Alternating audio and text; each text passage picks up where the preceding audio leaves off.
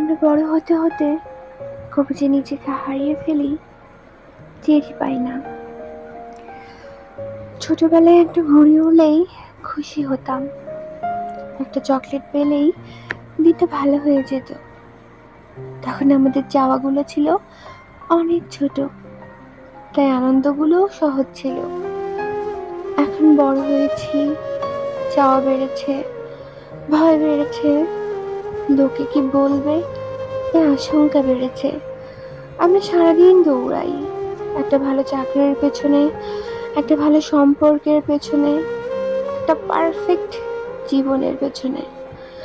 দৌড়াতে দৌড়াতে একদিন আয়নার সামনে দাঁড়িয়ে মনে হয়, এই মানুষটাই কি আমি? আমরা অন্যকে খুশি করতে করতে নিজেদের পছন্দ ভুলে যাই, অন্যকে ধরে রাখতে গিয়ে নিজের হাত ছেড়ে দেই।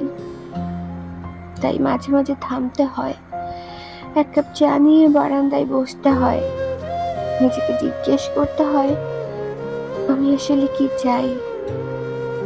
উত্তরটা হয়তো সাথে সাথে আসবে না,